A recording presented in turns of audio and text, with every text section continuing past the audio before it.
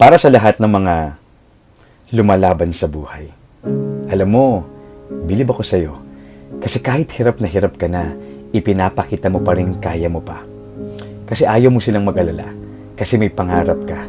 Kasi gusto mong patunayang may ibubuga ka pa. Tuloy, doon mo nakikitang mas nakakapagod pala. Mas nakakapagod palang itagong may mga araw na nanghihina ka.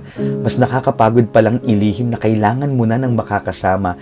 Mas nakakapagod palang itangging kailangan mo lang ng kahit isang taong magsasabi sa iyo na kaya mo yan, magpatuloy ka. One realization that changed the way I deal with my battles. I don't fight alone. I fight in faith. I fight with my God. Why?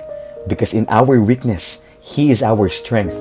In our doubt, He is our guide. And in our heartbreak, He is our breakthrough. Walang labang hindi na ipanalo ang Panginoon. Ipagkatiwala mo sa Kanya ang laban mo ngayon. God bless.